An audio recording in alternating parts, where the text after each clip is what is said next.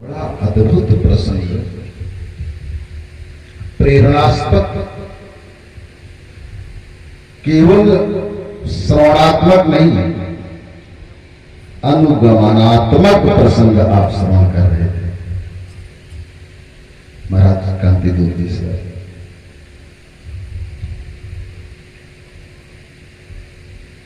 पहली बात तो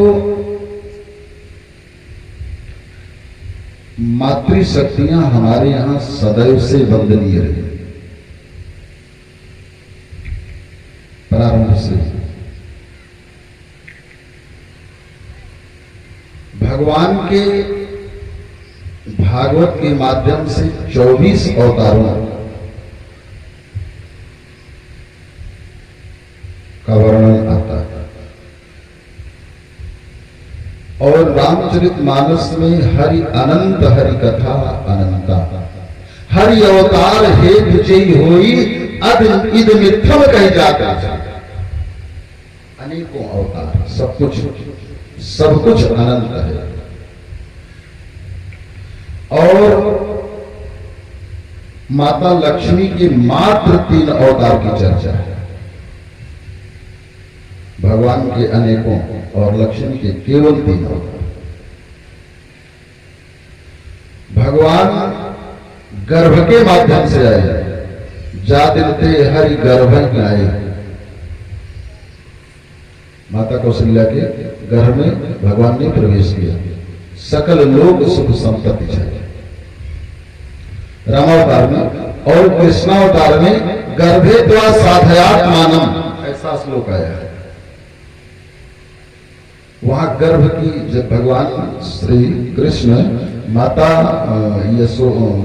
देवकी के गर्भ में प्रवेश किए तो देवताओं ने गर्भ की स्तुति की। सत्य व्रतम सत्य परम त्रिसत्यम सत्य से योनि नीतम च सत्य सत्य स सत्य मृत नेत्र सत्यम सत्यात्मकम त्वाम शरणं प्रपन्ना एकाय नोसो द्विपुल स्त्रिमूल चतुर सा पंचविदा सदात्मा सप्तत्व कष्ट विटपो नवाचो दशक्षति दुर्गो ह्याद वृक्षा एकाय नोसो।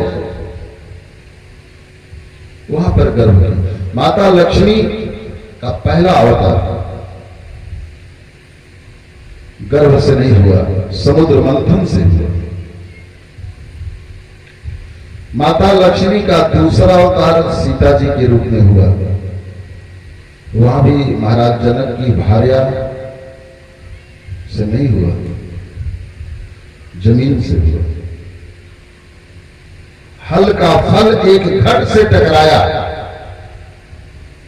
और उस घट से माता सीता की उत्पत्ति।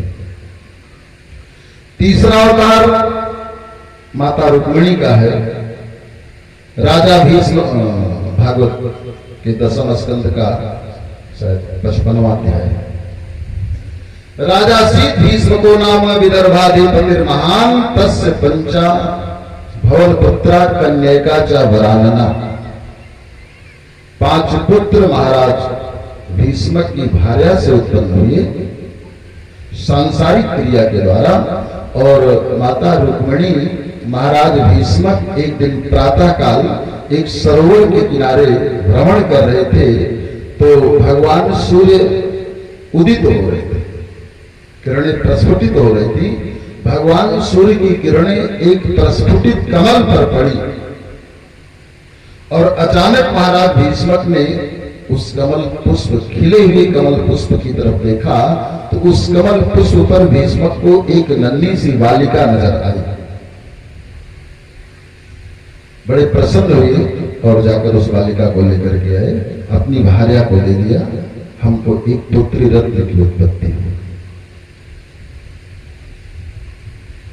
जो दुनिया को अपने गर्भ में स्थापित करने का, जो भगवान को अपने गर्भ में स्थापित करने का, रखने का सामर्थ्य रखती है, उनको ऐसी कौन सी महिला है जो अपने गर्भ में स्थापित है?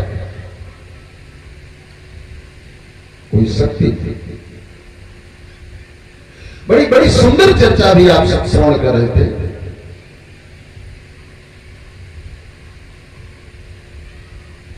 राम जी के चरित्र को पवित्र बनाने में माता सीता का बड़ा योगदान है, अनुपम योगदान। सीता जी की वंदना कितने अद्भुत है। जनक सुता जग जननी जानकी अतिशय प्रिय करुणा निधान की। इसलिए गोस्वामी जी ने कहा ताके युग पद कमल होना। क्यों? जास कृपा निर्मल मति पावा। निर्मल मति को ही सुमति कहते हैं। अगर मति निर्मल है तो वो सुमति है, और अगर मति मलिन है तो वो कुमति है, और अगर सुमति है तो जास सुमति तहां संपत्ति नाना। जहां सुमति तहां संपत्ति नाना, और जहां कुमति तहां विपत्ति।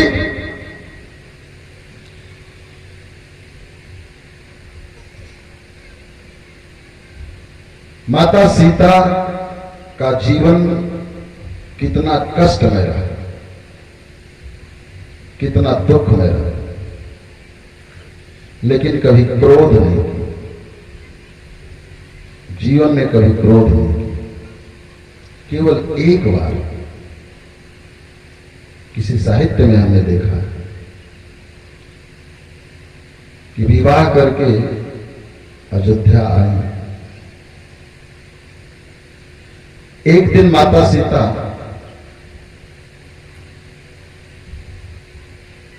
आंगन में से शीघ्रता के साथ अपने कक्ष की तरफ जा रही थी। सेवकों ने झाड़ू लगाया और आंगन में कुछ अव्यवस्थित स्थान पर उसको रख दिया। मां ने ध्यान नहीं दिया और उस तीले के झाड़ू, उसकी सींग का जो अग्रभाग नुकीला था, वो मां के कोमल चरणों में चुभ गया।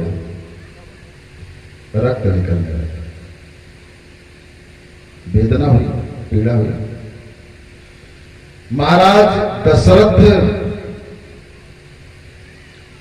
आंगन में कमल की पंखुड़ियों को बिखरवा दिया था सीता जी के आने के बाद। इतने नाजुक चरण थे, और उन कमल की पंखुड़ियों पर जब सीता जी चरण रखती थी तब भी उचक जाते थे। यानी वो कमल की पंखुड़ियां माता के चरणों में छूती थी। जब वो नुकीला झाड़ू का सीका मां के चरणों में चूहा तो चीख निकल गई। देखा रक्त, क्यों झाड़ू।